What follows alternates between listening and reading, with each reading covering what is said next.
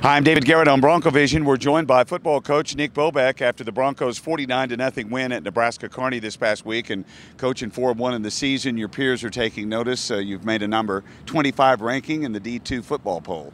Yeah, I mean, it's exciting and it's rewarding, obviously, for our kids, and something that hadn't happened around here in a while. So, we just got to continue to move forward, and it doesn't mean a whole heck of a lot, until the end of the season. You got to keep going game by game, and hopefully we'll continue to climb, and that's obviously the goal, week to week.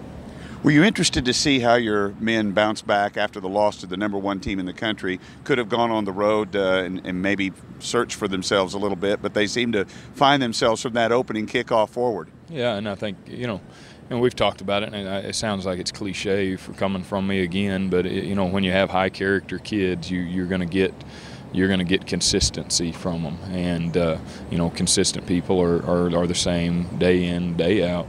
You don't have highs and lows. It's not a roller coaster with these guys. And with the game against Northwest, we got handled a little bit in that game, and we knew how our kids would respond. It's a continued process that we have to continue to work through. But we're not there to that level yet, but we know we're going to be really good by the time it's all said and done, and we're going to continue to improve week to week. And we did last week. We continued to improve, and we did what we were supposed to do.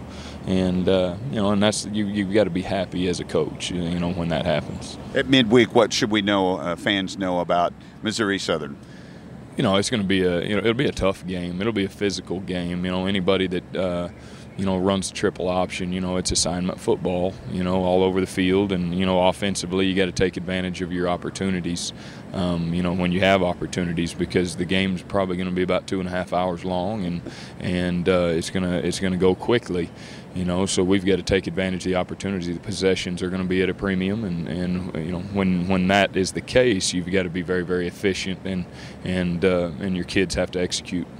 Who gets to run the triple option scout for you this week in practice? That's going to be Coach Pickett. No, no. We may put one of the young coaches out there, but we've got a couple of young quarterbacks that'll do a good job at it. And we'll probably put we actually got a running back that did a little bit of that stuff in high school, so it'll be fine. You got to get all that stuff. That's as much of the challenge as anything, is trying to get a decent look in practice, and it's really smart on their part, as far as what they do, and their philosophy is, they play really good on special teams. They're a really good special teams football team, and they cause you some issues on the offense or the defensive side of the ball because of all the things that they do, with their alignments. They blitz all over the place, and and then every now and then they'll just sit back and they'll play 2-man and they'll drop 8 or whatever it may be, and you got to be able to handle it. And then on the offensive side of the football, the triple option is it's every coach's nightmare, every defensive coach's nightmare. It's just difficult to handle, and